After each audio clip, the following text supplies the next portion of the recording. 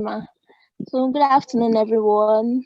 I am Joy Johnny, and I and Choma we are going to be the coordinators for today's section. As we all know, today we are going to be having two power packed sections. The first one is going to be taken by Barrister Faith Obafemi. Then the topic for this first session is blockchain and the future of legal practice. I will begin by reading the profile of our first speaker. Barrister Faith Obafemi is a tech lawyer and a tech policy advocate with a focus on emerging technologies. Barrister Faith she's a consult for businesses using emerging technologies through her consulting outfit, Future Proof Intelligence, where she serves as head of strategy. Though her non-profit, no, though she also contributes to tech policy advocacy. She is currently a CBDC in Africa Fellowship, consisting of 15 fellows from 8 countries. She presented on decentralized governance, the future of global cooperation at the 10th annual Cambridge International Law Conference, which held online on the 18th to 20th of March 2021. Barrister Faith is a Tech Policy Fellow at the Tony Blair Institute. She is a 2022 Tech Woman Emerging Leader. As an aspiring leader, engineer, or technologist, she automates legal documents integrated with smart contracts on the Open Law, a platform built on the Ethereum blockchain. Barrister Faith is a research fellow at the African Academic Network on Internet Policy, where she makes in-depth research on the intricacies in blockchain and law. Barrister Faith is a decentralized justice fellow with Kleros, a decentralized justice platform, where she is researching on the implementation of the African Continental Free Trade Agreement on blockchain and recommending Kleros as a dispute resolution layer. She's okay. Barrister Faith is also a digital content writer and has written several informative and emerging articles on the emerging technologies from online global magazines. She has spoken at blockchain week events like Blockchain Week Workshop Lagos, African Women in Tech 2018 Nairobi, including Consensus System, Blockchain Women and Confess sponsors events. She has been featured on the cover page of Legal Business World, an international magazine for lawyers. Other features include CoinDesk, Fortune, an Italian magazine, CoinRevert, African Legal, Yahoo Finance, and several other print and electronic publications. She is on the list of the top 20 African blockchain influencers to follow on Twitter in 2019. She is also on the list of top 50 African legal innovators 2020. Currently, Barrister Faith spends her free time solidifying her knowledge in smart contracts, programming to prepare her as a legal engineer in tomorrow's smart automated world. At this point, I would like to encourage all interns to mute their mic, then jot down points and keep questions till after the lecture to avoid any form of distractions. So using the chat box, I would like us to welcome our first speaker for today, Barrister Faith Obafemi. You are welcome, you have the floor now. Thank you.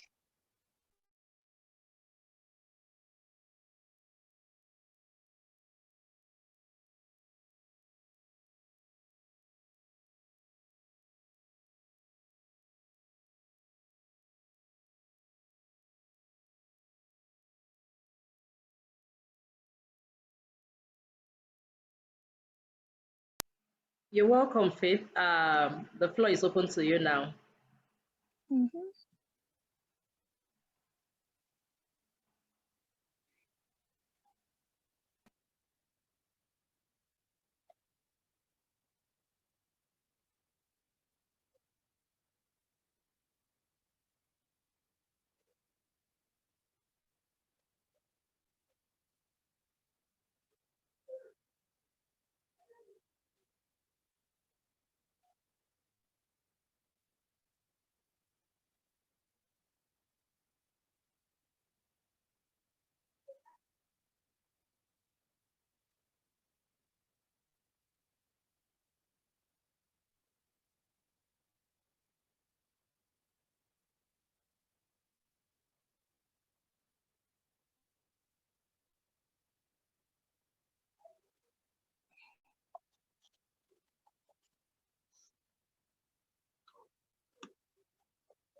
Okay, I think our speaker has some technical issues. Let's just bear for the time being, and she'll be with us.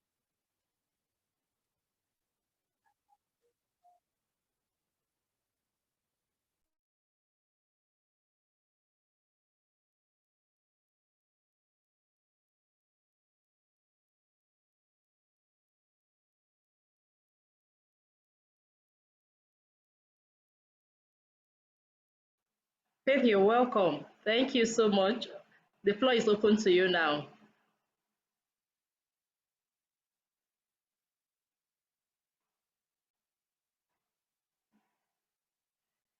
Hello, Faith. Can you hear me? Wow.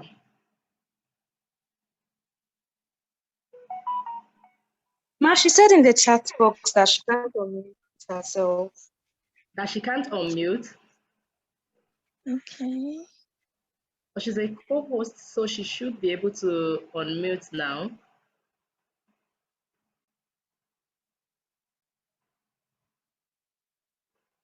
How about now? Hello, Faith.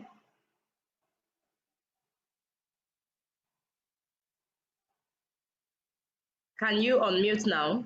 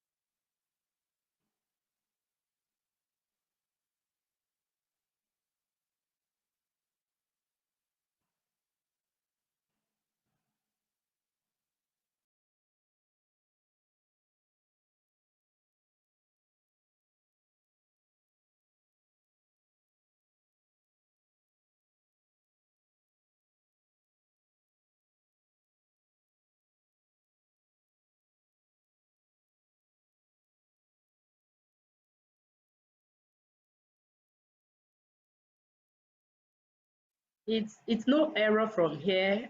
Um, Hello, Faith. Probably you might want to try again. Can you hear me now? Because there's no error from here. You're already a co-host, so you have the permission to unmute yourself, share the screen. You can unmute and you can share screen and do any other thing I can do here. Can you give it a trial again?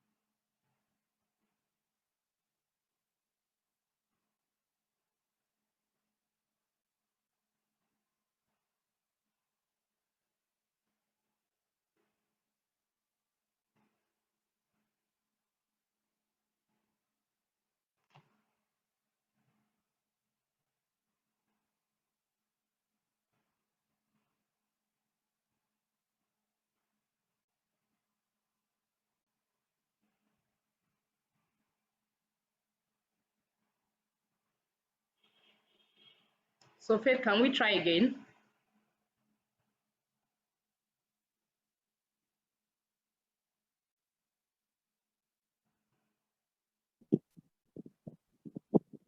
Hello, Faith. Yeah, I can hear you now. Yeah, it should probably be a network issue. I don't know whether from your end, because once I make you co-host, you can actually carry out any other activity around here, screen share, unmute, and all that. Sorry for all the inconvenience. Yep. You're welcome. We're glad to have you today. Over to you, please. Thank you. Thank you very much. All right, let me share my screen and hope I won't have the same issue. But if the same issues persist, I would send a link to my presentation and someone can help me share, or one of the other panelists or something.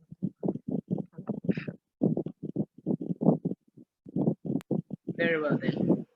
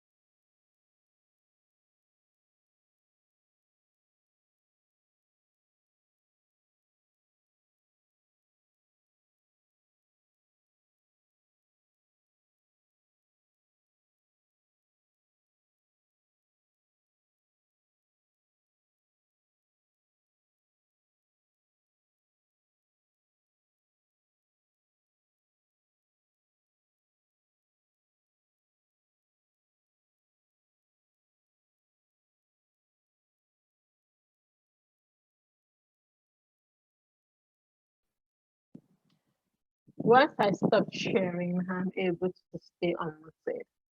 So I think it has. I'm kind of surprised. Have you sent the link? Yeah, I have sent the link, so you can Okay, help me I'm share, yet to see. I can stay on muted. I'm yet to see. Once I see, we'll see what we can do. I guess it should be a network issue from your end, because previous speakers have been unmuting, screen sharing, and all that. So I'm surprised able what is to do happening. every other. Maybe the network. All right, thank you. You can go on while we try to see how we go about it. You can help me share, then Yeah. I can continue presenting.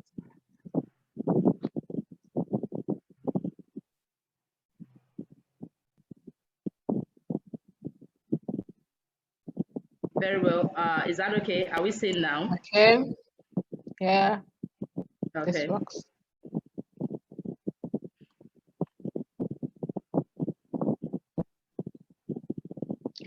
Okay. Good afternoon, everyone. Apologies for wasting 25 minutes because of technical issues. But I'm glad we are now able to actually go ahead with my presentation. I hope I don't get to bore you guys at the end of this presentation. So let's see how it goes. Today I'm going to be talking about blockchain and the future of legal practice. Jessica, move on to the next slide.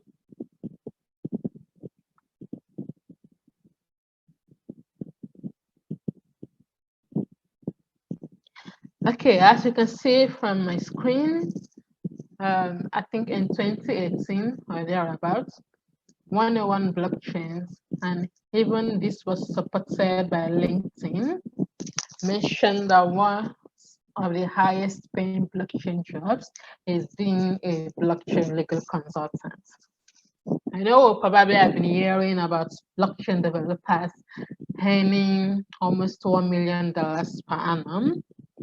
And then you might have been thinking perhaps you are wasting your time studying law. But I wanted to also know that even lawyers can earn that high depending on the country they are based in and their level of experience. But one thing you should still have at the back of your mind that blockchain legal consultants are also among the highest paying blockchain jobs we have.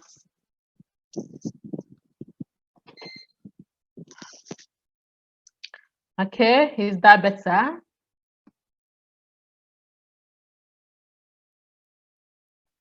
Probably from my fan.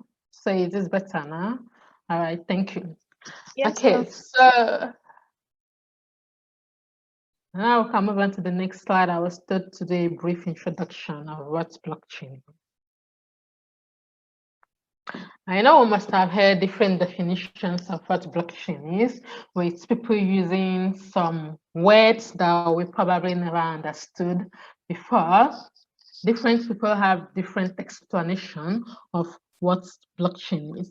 For me, blockchain is a distributed ledger technology. I know that sounds like something complicated, but just think of it as an online version of a record. That's like a simplified way to explain it. The blockchain is a distributed ledger technology that allows for secure transfer of value in a way that is verifiable, traceable, timestamped, and transparent.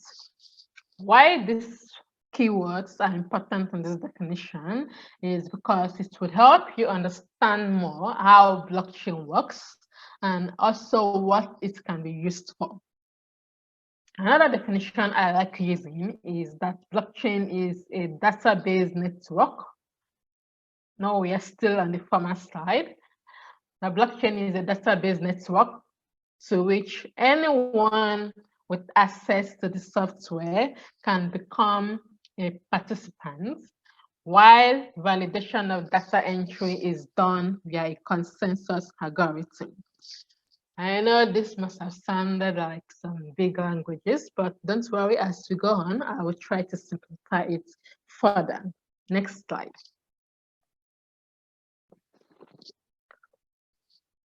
So, I mentioned blockchain having different characteristics like being transparent, being traceable, and all of that. Now, whatever data one enters into the ledger cannot be altered or deleted, though we do have some blockchains that are mutable. But generally, most blockchains are immutable, meaning they cannot be edited, the data that has been entered cannot be changed. The several computers, or if you can call them nodes, making up the blockchain network are usually in different locations around the world. And that's why we say the blockchain is distributed. This is because, for instance, we have Bitcoin blockchain nodes, and they are located in different countries around the world. We even have some here in Nigeria.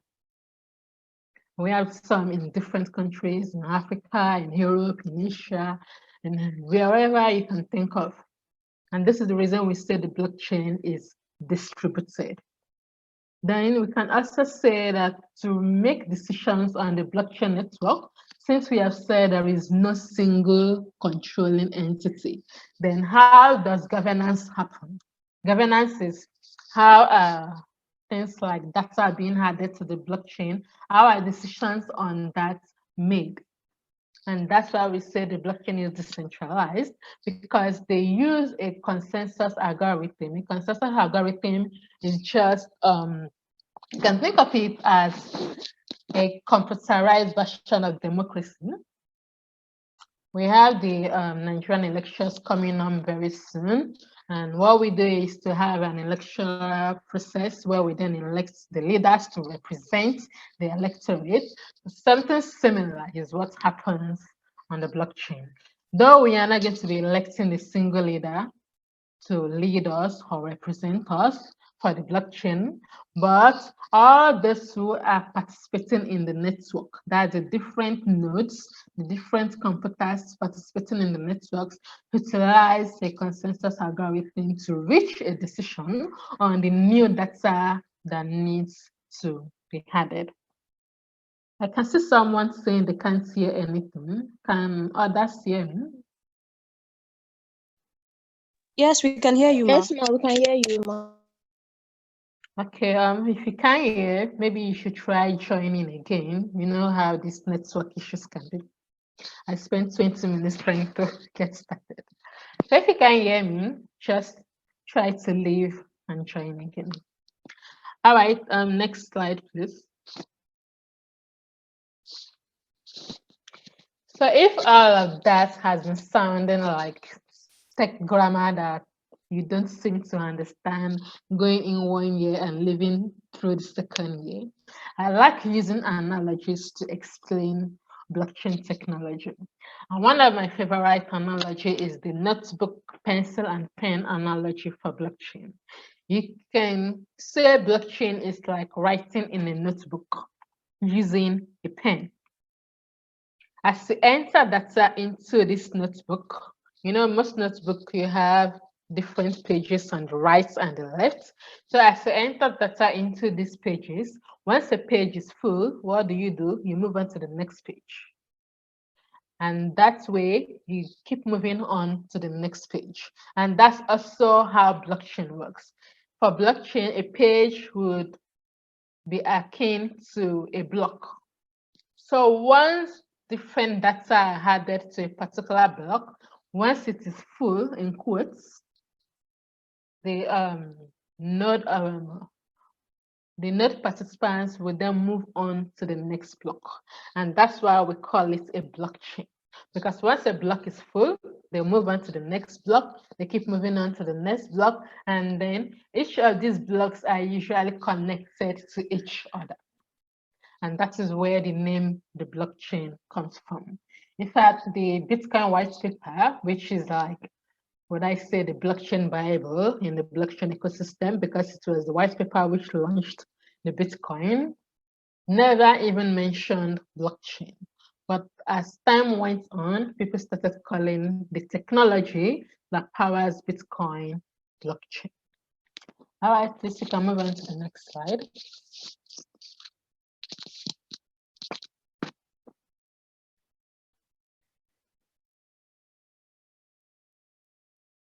Next slide, please. Okay, thank you. Now I'm still trying to use different angles and perspectives to explain what blockchain is.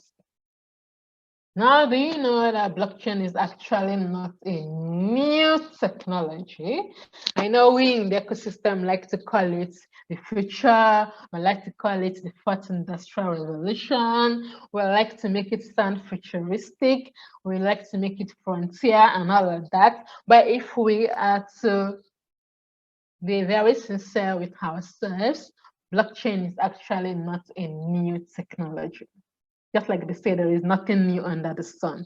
Rather, blockchain is a combination of several existing technologies like peer-to-peer. If you want to understand peer-to-peer, just imagine when you've tried trading things with maybe your sibling, your friend, your cousin, your parents, or anything. Maybe if I want to use this simple analogy, maybe you give them a shirt and they give you a jeans, something like that. You trade between each other. That's a peer-to-peer transaction. The transaction starts and ends between the both parties and does not include any third party whatsoever. That means if you are transacting with maybe a sibling, for instance, You do not need to include your parents. You do not need to include a guardian or anything, but you both do the transaction directly between yourselves. So that's a peer-to-peer transaction. And then we have cryptography. When I was trying to explain the analogy using blockchain and notebook, I mentioned how filling one page requires you moving on to the next page. The same thing with the blockchain. Once transactions are packed into a particular block, once it's full in quotes, they move on to the next block. Now, those blocks are usually connected using cryptography. Even the transactions that are added are usually hashed using cryptography. And so the cryptography helps to secure the information to be able to be sure that no one has tampered with it. If you try hashing a data, for instance, whatever amount, or would I say size, the data is going to give you a specific string of characters. That's the hash. It's going to be a specific string of characters. And even if you make a slight change, let's assume you try to get the hash for my name, Faith. You're going to get a specific string of characters. That's the hash. If you try to change it, maybe remove H and just have Faith, it's going to change automatically. It's going to change totally. You would now be able to think that, okay, you were able to derive the second hash from the first hash. It's going to change totally. So that is used to ensure that information is not tampered with, it's not altered, it's not changed. Then mining. We've talked about consensus algorithms earlier. When those were node operators had transactions to a block or try to create a new block to add transactions to it, we call that mining. If I want to still continue with the notebook analogy, I could probably call it printing. Those who print the notebooks that would buy would probably be akin to miners in this case. All right, let's move on to the next slide. So what's the present state and evolution of blockchain? We've been hearing about blockchain for over a decade now, and a lot of things have happened in the space. In fact, even when I joined the space since 2017, a lot of things have happened from then till now. We've already talked about Bitcoin, which was like the first thing that launched blockchain into popularity. And then after Bitcoin, we then have Ethereum. That's like the second most popular cryptocurrency currently. And Ethereum made ICOs popular, initial coin offerings. Initial coin offerings are a simple way to raise funds for projects. In 2017 was like the ICO boom.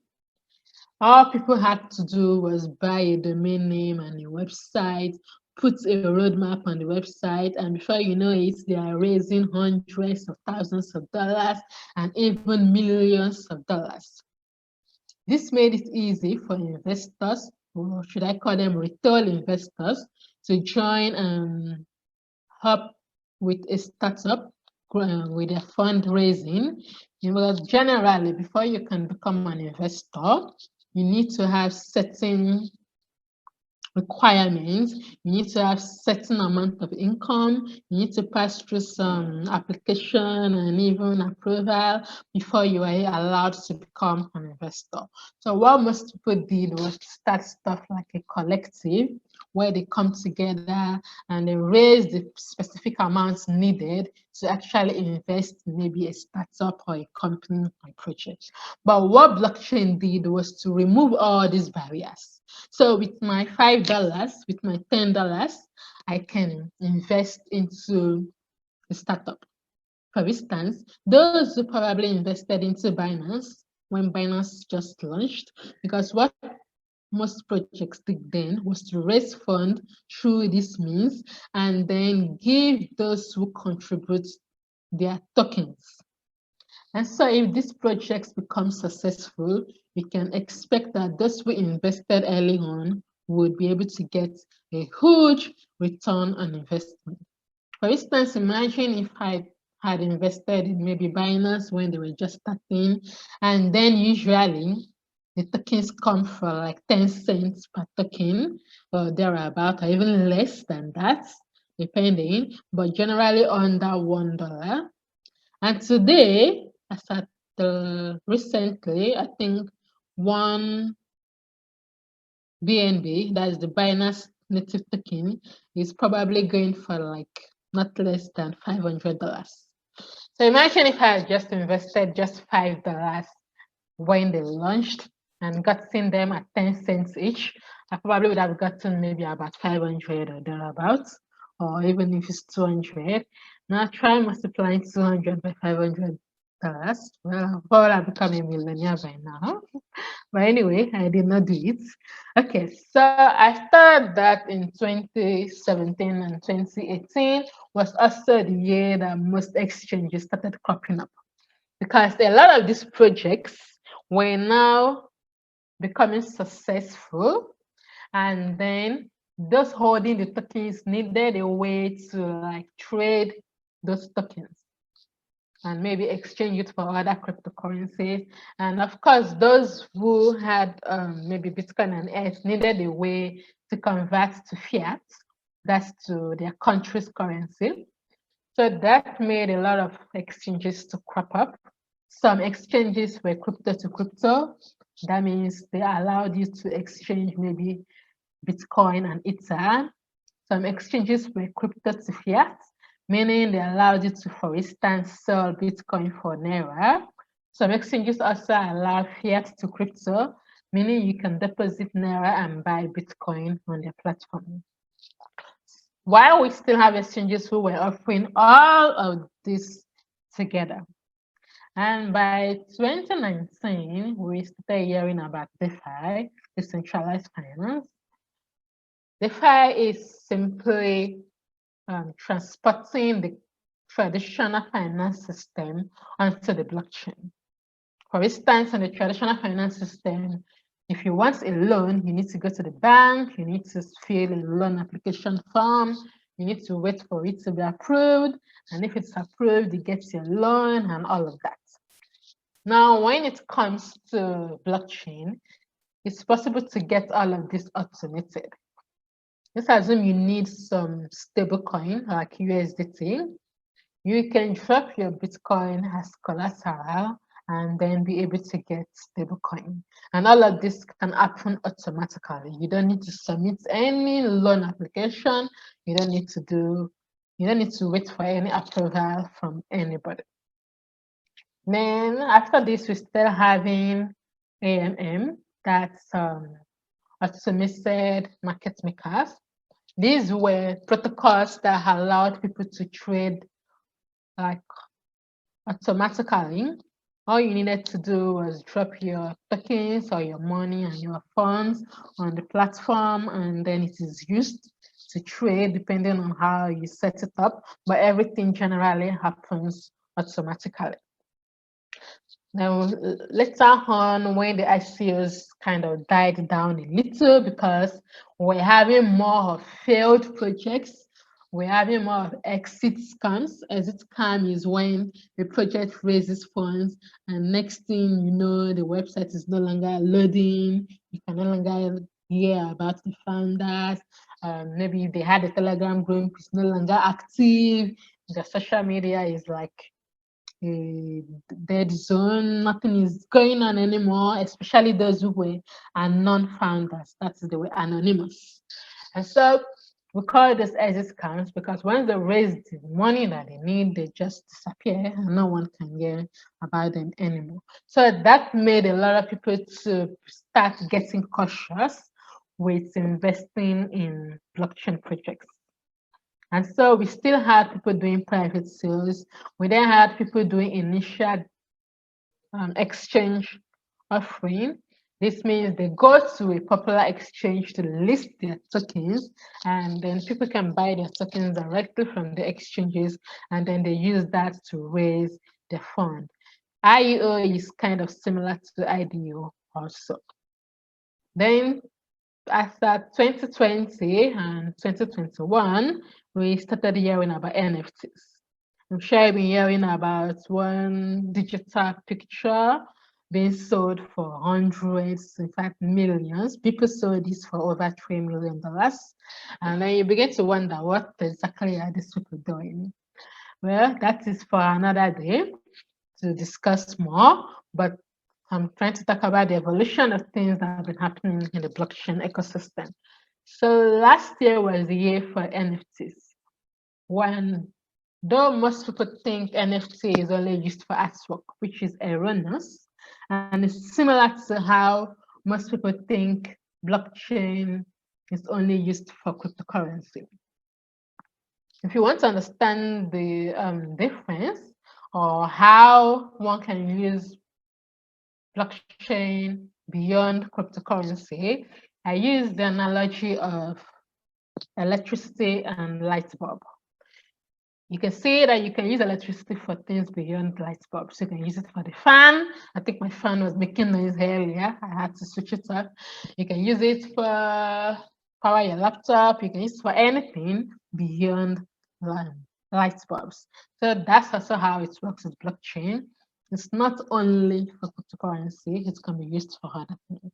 The same thing with NFTs, though currently the most popular use case is artworks, but it can actually be used beyond artwork because NFTs are a way to create tokens that cannot be divided. You have Bitcoin that is fungible. Bitcoin and most cryptocurrencies are fungible. Fungible in the sense that you can divide them into smaller quantities.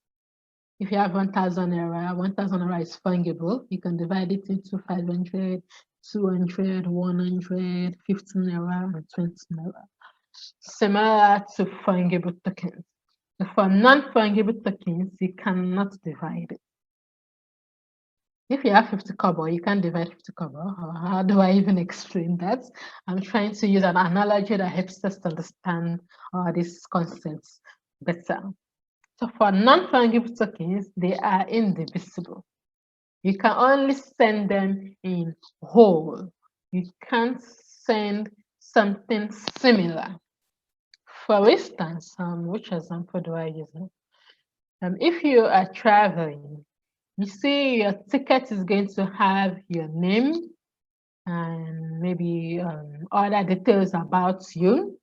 You can't say, okay, I'm not traveling anymore, and then you hand over the ticket to someone else. It's not possible. So something like that, you cannot exchange it for another.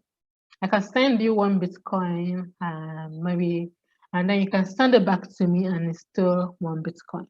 But when it comes to non-fungible tokens, if I send you a non-fungible token, unless you send me the same token back, you cannot say, okay, I'm going to design another one and send to you. No, it's not going to work. So last year was the year of the NFTs, though it's still going on popular this year. But this year has been the year of the DAO, decentralized autonomous organizations.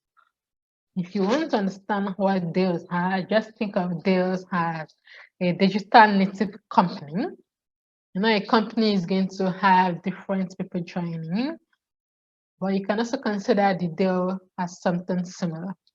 DAO is simply a digital native group of people who have come together with a specific purpose, and they also have funds to help them achieve that purpose. You may have heard of the Constitution, though, I think, was it this year, last year, when they tried buying the United States Constitution. But unfortunately, they did not win the bid. So they had to distribute a particular token, I think people token, to everyone who contributed to the DAO. So a DAO is simply a digital native organization of people who have a fund and have a specific goal they intend to achieve using that fund. All right, so we can move on to the next slide because that's it on the present state of things with blockchain and how it has evolved over time. Okay, whenever I speak to law students, lawyers, judges, magistrates, and legal practitioners about blockchain, I like coming from three angles. I like talking about the applications, I like talking about the implications, and I like talking about the occupations. Don't mind me, I like rhyming things. But I feel like coming from all of this angle will help the audience to appreciate the relationship between blockchain and law properly. Okay, we can move on to the next slide. I'm going to only touch a bit on applications and implications, but I'm going to dwell more on occupations because I guess that's probably where we have most interest in. Next slide, please.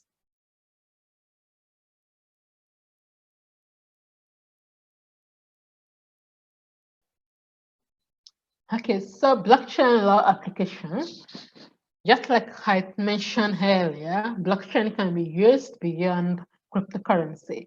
And so there are different use cases for blockchain. Glory says they can hear. Maybe you can try joining again and you will be able to hear. Sorry about that. Okay, so blockchain law applications. I have 7 on the list here and I will run through them briefly. You can use blockchain for recording public documents. You know, I talked about how hash works earlier, and I mentioned how even if you make a slight change, the hash is going to automatically change.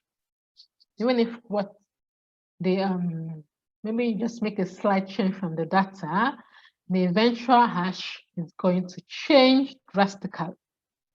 So that is how you can use blockchain for recording public documents, because it can then be used to show that this document exists.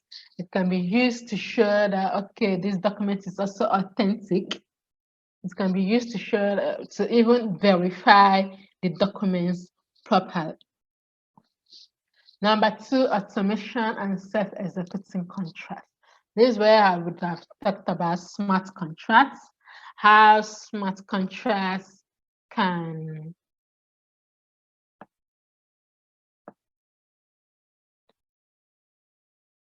I can see a lot of people have network issues. Is it from my hand or so I can try to make it better?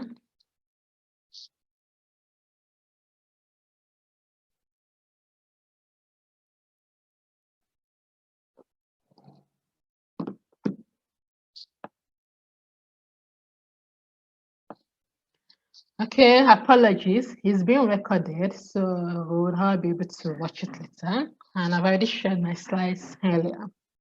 Okay, I would just continue. Automation and self-executing contract. You can use blockchain to do things like, for instance, for landlord and tenants, you can have the tenancy agreement converted to code, and then you can have the tenants pay their rent using cryptocurrency. Let's assume the house is one with a smart door or a smart lock, in the sense that if the tenant is owing, the lock automatically becomes unable to open and would only reopen once the tenant pays up the rent they are owing. That's just the kind of example of how automation and self-executing of contracts would work with blockchain. And we have digital IP rights. We've been hearing about NFTs. That's just one way that this can be expressed, but also you can use it to record. When we're defining blockchain, we mentioned that there is time stamping. We mentioned that there is traceable. Now, those features work well with digital IP rights because you can use it to confirm who registered their IP rights before the other. So that is one way you can use blockchain. Then we have notaries. And for those who may have tried to do, things like traveling out of the country where you needed to notarize the documents, or doing an application that needs you to notarize the documents, you would realize that most countries prefer you going to their consulate or their embassy to have your documents notarized. And that's because there is this general distrust for Nigerian notaries, because the belief is that most notary publics do not even meet those who are depositing the documents they want to notarize. So because of this, they try to do their own notarization. So one way we can then use blockchain for this is to have some notary publics who are confirmed, and then they can join a network, maybe a notary public blockchain network as a node, and then only them can approve documents that need to be authorized. And of course, we can use blockchain for corporate matters.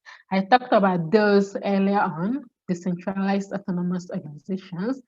We can expect that to be the future of things, because these days with COVID accelerating all this digital transformation, we can find that most companies currently operate 100% online, with their workforce distributed in different countries around the world. So this kind of setups is going to be difficult to try to maybe set up as a company in one country somewhere. They might probably prefer to move as they do.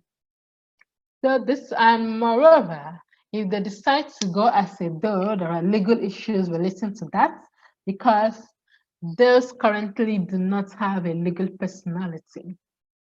Under most laws, before one can have a legal personality, is either they are a natural person or they are a registered entity. Maybe they are set up as a company, an NGO, a non-profit, a limited liability company, whatsoever setup is allowed in that jurisdiction. But currently, virtually all jurisdictions do not have a dedicated framework for a legal personality for deals. So if things are kind of modified a little bit, it's possible to have this in place. I know the state of Wyoming in the United States has a DO corporate law for those who want to establish as a DO. Though I still have some reservations about it, because it still requires a natural individual to submit their names and their details when registering the DO. But at least that's still a step in the right direction, because this way, these DOs will be able to do things like sign contracts on their behalf as a legal entity. They'll be able to do things like own properties and different other things that an artificial legal personality can do. Another blockchain law application is decentralized justice. And this is like taking ODR, online dispute resolution, to another level. If, for instance, you hire someone to design your website and you pay like, oh, that's even a far-fetched explanation. Let me use one that we probably can relate to better. And that's the issue of mistaken transfer, or sending money to a vendor online who never delivers the good and you need your money back. We have seen time and again that trying to take such a matter to court, it's like what I say is prohibitive, because you probably would end up spending more than you've lost. So this means there needs to be a special solution for this kind of issues. Just like the small claims court was set up in the Lagos State Judiciary to help out with small claims, like the name implies, so that we don't have people with maybe just 1 million, 2 million, 3 million. I think the limit is 5 million, can't remember. But so that those with little amounts can go there and also have their cases resolved faster. So we need something similar for things like this because it's becoming rampant, where people just maybe mistakenly send money to an account they shouldn't have and they never get it back, or all these online vendors that just come to scam, and because they know that the banks will not really go after them. Because by the time you try getting a court order, by the time you take it to court, by the time you get the police report, you probably spent more than the money that you are looking for. So it's possible to use blockchain or decentralized justice specifically to solve this kind of problem. And last but not the least is as a chain of custody for evidence. Times when I was going to court, I did experience a lot of issues with evidence where people, where parties can come to court and simply say the evidence is no longer available or is lost, and a lot of issues. So it's possible to use blockchain to help to track the movement of this evidence. You get to know who was with it before, where it is going to, and where exactly it is. And it can also be used to preserve the original state of the evidence. Maybe, perhaps, maybe it was a building, and then it can be used to preserve the original state of how the building looks, so that by the time we have wear and tear of many years passing, it's still possible to refer to what the original building looks like. We must have heard of the Magodo issue. This case has been in court since before I was even born. You can imagine. I'm sure most of the original litigants are probably dead already, and yet this case is still in court. So imagine if there is a property, maybe a house involved in this issue. By now, the house has probably been worn down or something. So you can use blockchain to preserve how the original evidence, to preserve the state of the original evidence. All right, let's move on to blockchain law occupations. This is where I'm going to spend more time talking about different occupations one can have in the blockchain industry. The slide before it. Oh, it says I've missed blockchain law implications. But it seems we are running out of time. I myself have somewhere to go very soon. So I'm going to proceed with blockchain law occupations. There are different career paths that one can take with blockchain law. I think I touched a little on some of the blockchain law implications when I was talking about the blockchain law applications. So let's move on to blockchain law occupations. Next slide. Yeah, this one. Thank you. So there are different career paths one can consider in blockchain. As a lawyer, as a law student, well, I would have said as a magistrate and as a judge, but they would most likely go with decentralized juror.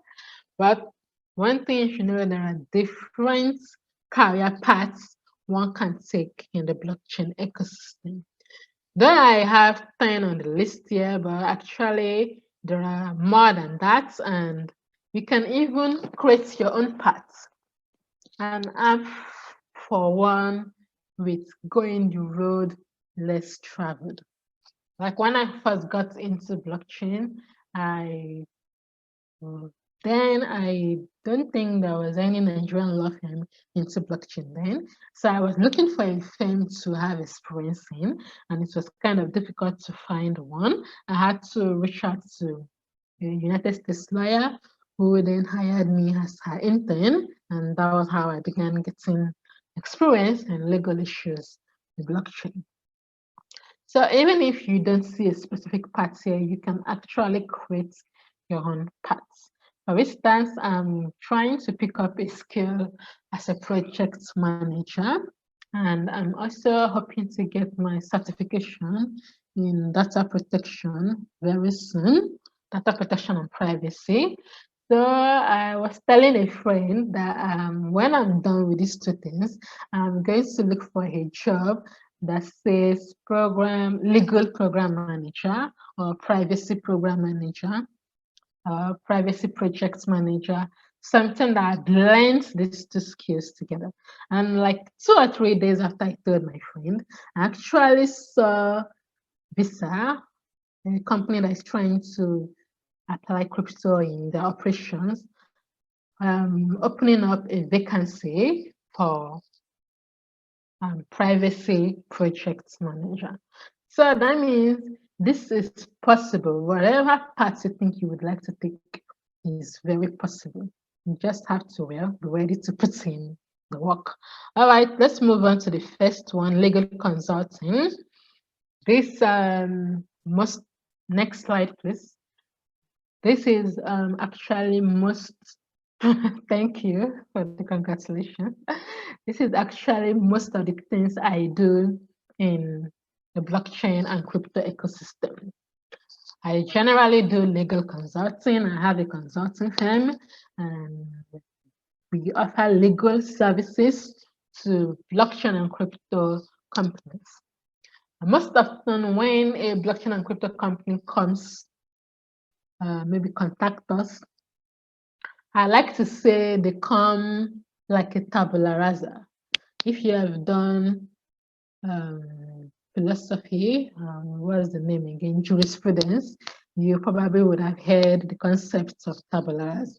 I know I learned about it when I was in school, and probably the only thing I remember from jurisprudence class. So tabula rasa is where humans come as a plain slate, a plain state, whatever. So in this legal sense, I see those companies as a tabula rasa in the sense that they come with the need of legal structure, they come with the need of a legal roadmap for their corporate governance and other related issues. So as a lawyer, I would now need to help them set all of this up. Sometimes I may even need to help them decide on the appropriate jurisdiction they should incorporate, since we know that most countries have regulatory uncertainty, and it can be bad for business for one to set up in an environment where today the government can wake up and ban everything and all of that. You must have experienced the issue with OPay and is it all right? What is their name again? And when the Lagos state government banned bikes and all of that, so most companies will want to go to a country where they are sure of what the laws are, so they know what is expected of them compliance-wise. Then also for those who maybe will be looking to raise funds through initial coin offering, security token offering, initial exchange offering, they are going to need a legal opinion often. Usually, before they can list on an exchange, the exchange is going to ask them for a legal opinion to be able to identify that their tokens are not securities. Because if their tokens are securities, most countries require some kind of registrations and license before they can trade security tokens. So they will need a legal opinion to analyze the tokens and then conclude on whether it is a utility or a security. Next slide, please. Okay, policy formulation and analysis. I just recently launched a technology policy advocacy think tank because I've seen that most of my clients are frustrated with the government and their regulatory uncertainty.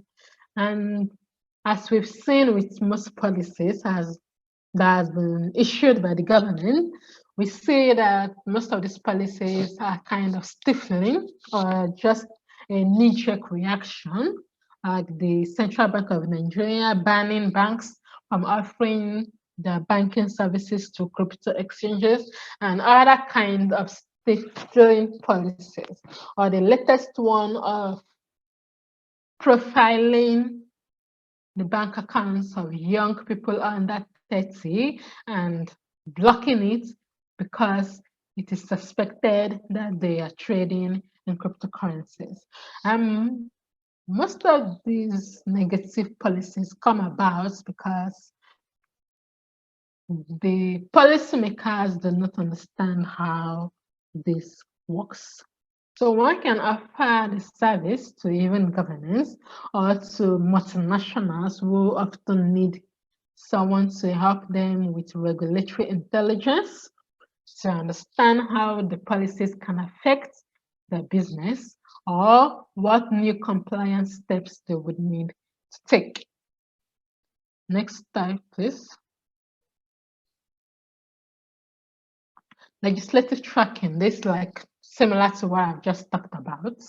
If you follow the Central Bank of Nigeria, you can be sure that literally every day they are releasing one statement of policy or the other. In fact, I've gotten tired of keeping up with it. And the funny part is, most times these different documents are probably even the same. Maybe like even word for word with just probably one new sentence added in the new one. But you still have to keep up to date with all of this. You still have to also keep up to date with the laws that are coming out from the legislative houses. We have some companies where there are roles where the only job this person does is to monitor new laws and regulations so they can identify how these new laws and regulations affects the company. And yeah, exactly. And with a dynamic space like blockchain, you can expect that new laws are going to be coming every day. Though most countries do not yet have a dedicated law for blockchain and cryptocurrency, but we can expect it to be coming very soon. We have Botswana that just passed their law, and I think Kenya is about to start releasing theirs, and different countries should also be releasing theirs very soon. Next slide, please. I think I need to begin to rush. The time is getting short. Okay, legal compliance. I think I've already talked about this earlier when I was talking about legal consulting. You would help the companies to ensure that they get the license they need before operations. Like when I talked about,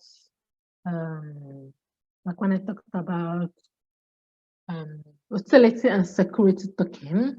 If you are launching a security token, you're going to need to obtain a license first. That's for some countries. Though in most countries, this is currently unregulated, meaning, well, you can do whatever you like to they come for you. And then also you can check if one needs an approval before setting up business in a certain jurisdiction. Next slide.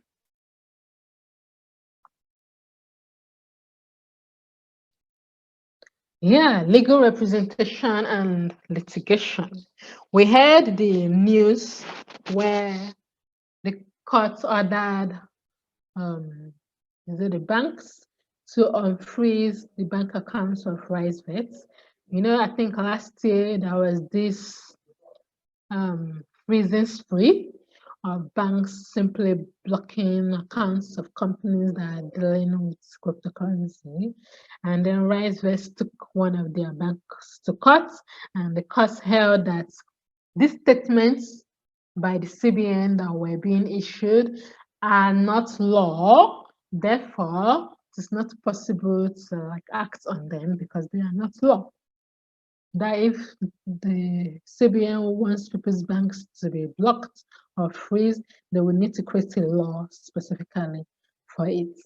I'm very sure the law firm and the lawyers that handled this case would have been knowledgeable in how blockchain and cryptocurrency works.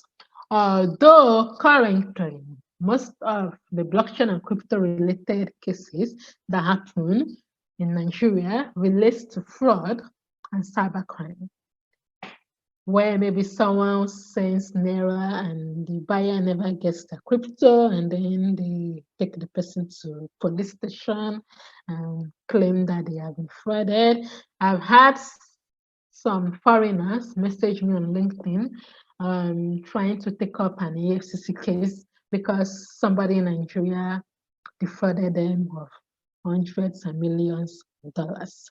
Though I'm not into litigation, so generally when I get this kind of cases, I usually partner with somebody who is into litigation.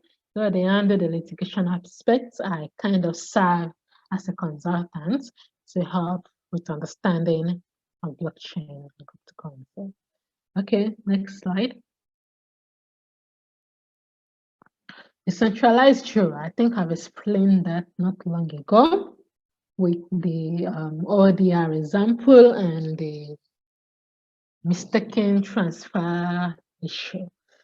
So there is this Claro. I'm currently a decentralized fellow because I did their fellowship program. You can check them out on Twitter and follow them so you are aware of when next they announce their next fellowship. I have friends who applied and got it, and they're currently running the fellowship this year. So even if you're a student, you can still apply. And so long as your idea and proposal is interesting, you would most likely get selected. And so the Kairos platform allows people to join the digital courts and help solve some blockchain-related disputes. Kairos Decentralized Justice Fellowship. All right, next slide.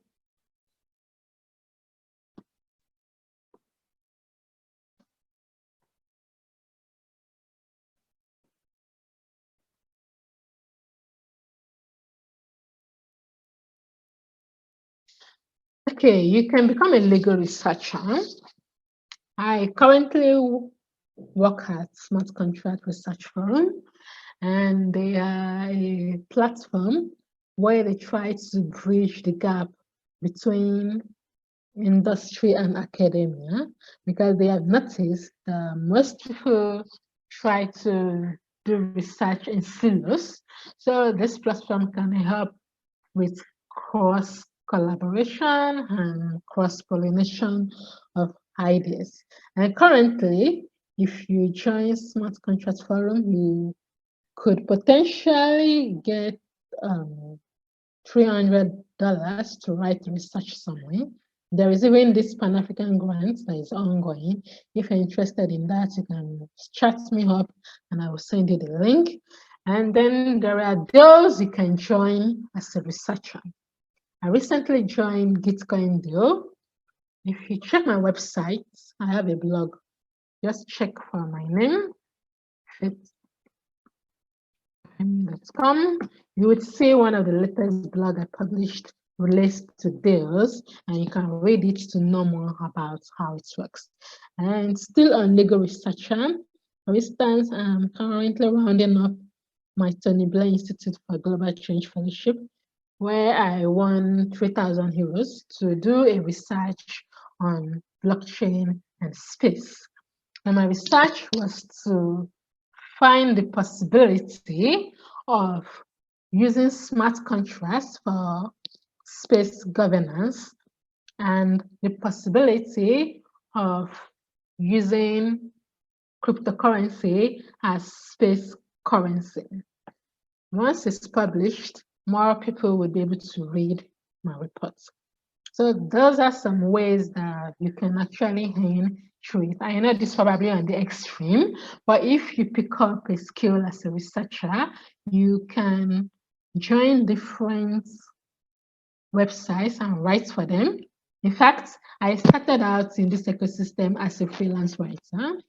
I was writing for different blogs and earning in cryptocurrency. Then I wasn't even practicing law. That was in 2017. I wasn't even practicing law. But in 2018, one day it occurred to me that, okay, I could make this my law practice area. And that was when I started going into the legal issues and calling myself a blockchain lawyer. All right, next slide.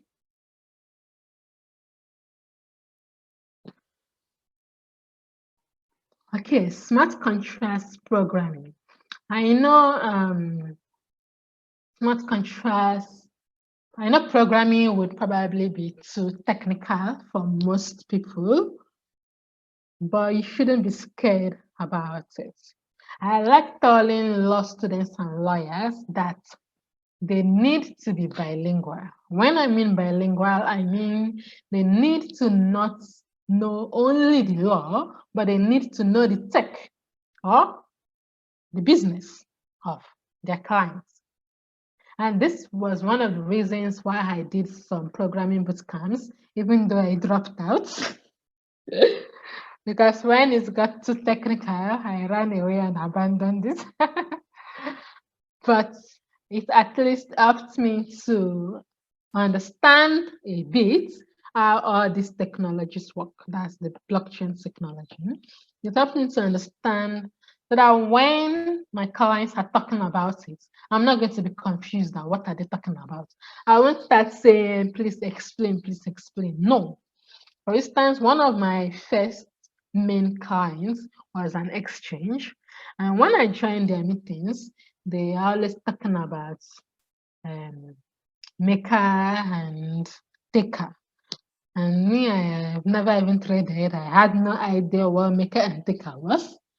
I did not, instead of embarrassing, or should I say disgracing my ancestors, I had to go and sign up and try trading so I'm able to understand how it works. Because you need to go beyond the theoretical. You don't need to just know, okay, section 5 subsection. How does the technology work? Because it's when you understand it, you'll be able to better advise your clients. You'll be able to also better analyze legal issues that they need to address. So it's possible for a lawyer to learn smart contract programming. In fact, if you heard about Lexdo, they are a community of lawyers who program smart contracts. And even the clearest platform I was talking about is also potentially built by lawyers. There is also jury, something like that. It's also built by lawyers. And we talked about smart contracts earlier. Though we are not going to go deep into it, but one thing I want to mention is they are not exactly contracts. They are just a group of codes that executes when the conditions pre-programmed are met. But it's possible to now have something called smart legal contracts. We can consider this as a combination of smart contracts and legal contracts. With legal contracts, you need to have things like an offer. What is the other things you need to have? There are 4 in number. You need to have an offer, consideration, acceptance, and whatever. Yeah, you need to have all of these concepts in place. But you don't have that in most smart contracts. Because most times when you engage, for instance, an ICO, if you're buying a project token, you're going to interact with smart contracts, but you don't consent to the transaction. Thank you, invitation to eat. You don't consent to the transaction. So some of those concepts are missing. So we now have some platforms that kind of allow you to build smart legal contracts where you merge smart contracts and traditional contracts together. It seems I'm going off points. Please, next slide.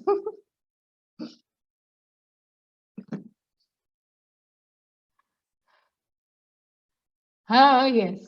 Cryptocurrency, smart contracts audits and review. If you're a programmer, you know that codes would always have bugs. Codes would always have bugs. And beyond bugs, it's still possible to check some smart contract code for things like legal discrepancies. So it's possible for a lawyer to pick up a career path as a smart contract auditor or reviewer. In fact, last year I joined this Securum bootcamp where they were teaching smart contract security auditing. I was surprised I stayed up to like week 4 or 5 before I dropped out. Because it started getting too technical for my brain and I was having too many headaches. So I abandoned it. But at least I'm able to understand some things if someone is talking about it. So one, for anyone that is interested in being very technical, you can consider picking up smart contract audit. And it's becoming a very lucrative area currently. You must have heard of some attacks and hacks that happen due to some bugs in the smart contract code, where funds are drained just because of a little mistake in the smart contract code. So it's becoming very lucrative. Someone was paid $1 million recently, or is it $2 million recently, because they were able to catch a bug before someone else exploited it. So it is something very, very lucrative currently. And also, you can check the smart contract code for things like, especially those who are doing fundraising smart contract code. You can check it for things like locking and vesting, because you don't want a situation where team members can withdraw their tokens and sell immediately, they get listed, and then you have something like an exit scam. So you can read the code to be sure that those tokens are locked for 3 members, and then until maybe a certain, maybe 3, 4, 5 years before they are maybe able to access those codes. Okay, next slide, please.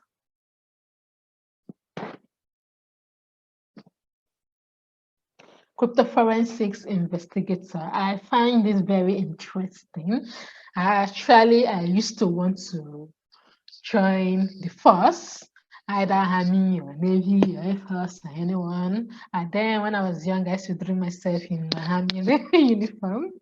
But my mom said, God forbid, that was if I go and die. So they did not allow me. Anyway, I ended up reading law and studying law.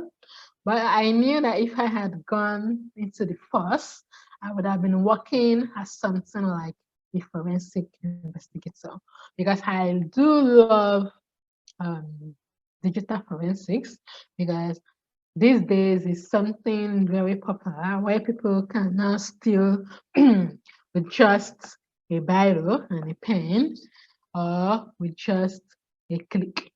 So it's possible to work as a cryptofforensic investigator. You can work in the police force, you can work even with exchanges to help them with their anti-money laundering compliance and any other compliance, and to also check, because sometimes you can check the transactions and activities of people to see if maybe they're involved in something shady.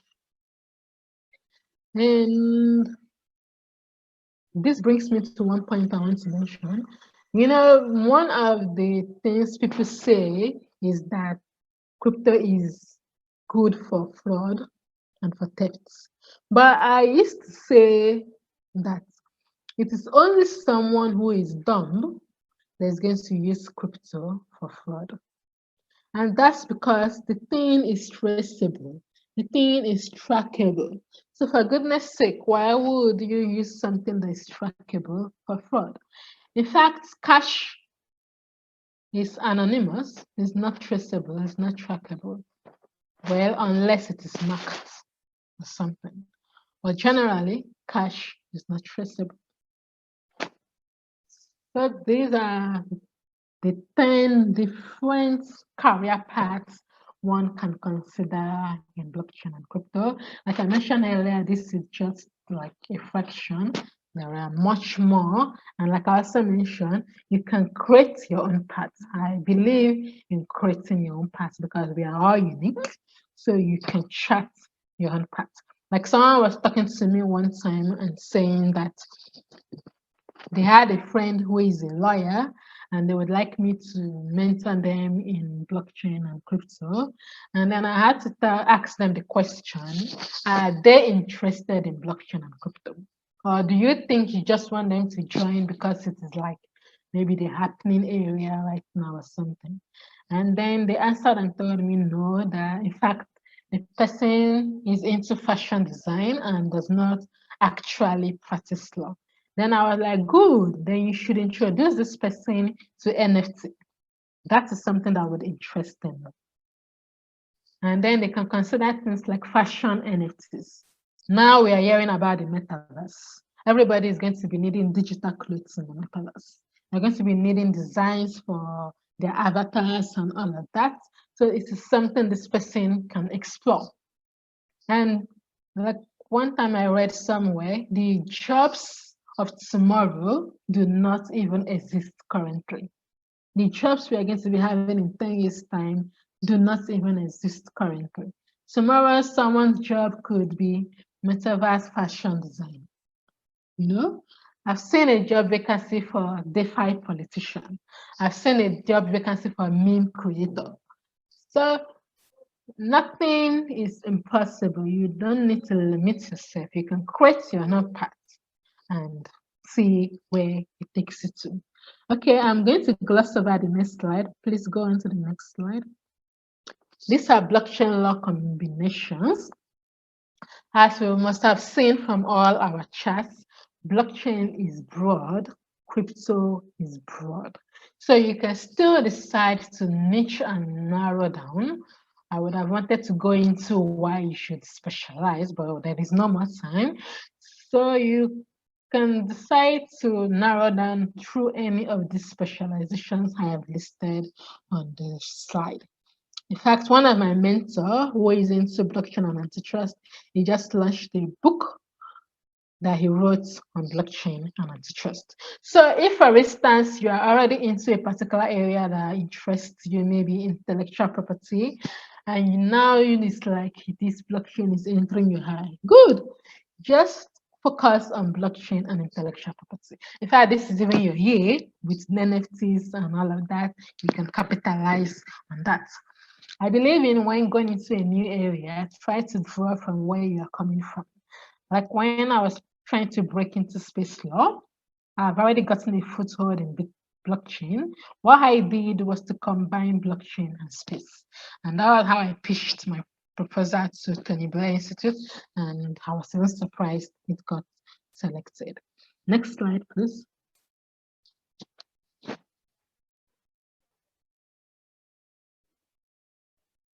Okay, I think we are almost rounding up. How to establish. Now, we've talked so much about the opportunities available and how you should actually start taking advantage of them. But you may become overwhelmed. So what next? How do I move from A, having no blockchain career, to B, having a blockchain career? Well, I get this question all the time because I've written an article on it where I wrote about opportunities for lawyers in the blockchain industry. So I see people reading it.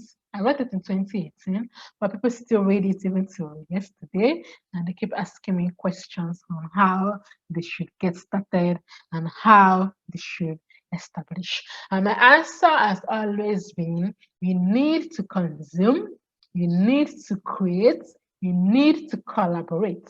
What do I mean by consume? I mean, you need to learn about this new area you're going into. And that's why I appreciate this mentorship and appreciate being invited and appreciate all of you attending this mentorship, because this is a form of consumption. You're learning more about blockchain, you're learning more about the opportunities available in the industry. So you should consume using different content formats. You can sign up for a course, you can watch videos, you can listen to podcasts, you can read articles, you can read blogs, you can read papers. Just ensure you are consuming as much content as possible in the area that interests you. And once you are done consuming, you should move on to creating. After all, someone created this content to consume, so you need to, should I say, pay back or pay it forward. So you can also create content in the format that is comfortable for you. If you think writing is like climbing Mount Everest, no problem. Why don't you do a podcast? If you think you like talking in the camera, you are very comfortable, you can start a YouTube channel. In fact, I think there are very few podcasts and YouTube channels on these topics available. So it's not a saturated area. You can take advantage of it and get started.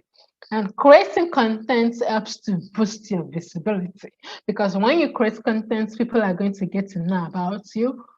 Like most times when people talk to me, they tell me they were doing a research on blockchain law and found me.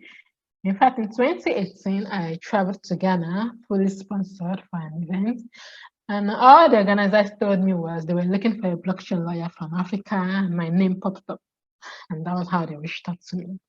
And this wouldn't have happened if I wasn't creating content. In fact, I would never be creating as much as I want to. But well, in my early days, I was heavy on content creation. And those contents are still working for me. So it's something that is going to always bring you huge return on investment. You would always see people coming across the content till tomorrow. So you need to create content. And creating content helps you to reinforce your learning, because for you to learn, you need to read. For you, what is the other words again? I've forgotten the three words. For you to learn, you need to read. For you to understand, you need to write. For you to master, you need to teach. Well, I'm teaching you guys now, so I'm probably mastering it. So for you to understand what you have been consuming, you need to create content, because creating content will help you to ensure that you are reinforcing your learning. It also helps you to ruminate all you've been consuming. It also helps you to identify gaps in your learning. Maybe you would find out that you don't understand something that you thought you understood before. Then you need to go back to maybe research more and read more so that you can understand it. And lastly, you need to collaborate. They say if you want to go fast, you go alone, or if you want to go far, you go together with somebody. So you need to collaborate. Collaborating is going to help you to reach more people. I think even the Bible says one person shall chase 1,000 and two shall chase what? 10,000. That's because if, for instance, I collaborate with someone for a content, by the time I publish, we both publish it, I'm going to put in that work also in front of the person's immediate audience. So I'm going to be like doubling those who would eventually see my work. And then you should collaborate with people locally, internationally, even cross-industry. I will not say industrially, but cross-industry, you know? So that means you don't need to like maybe collaborate with only a lawyer, no? You can collaborate with someone from another industry. You can collaborate with other professionals. Just find something that is mutually beneficial. And you can find someone to collaborate from anywhere. Use LinkedIn well to find people to collaborate with. If you don't have LinkedIn yet, that should be the number one thing you should set up after this meeting. Try to set up LinkedIn. So that is it. I hope I didn't miss anything that Madam Deborah asked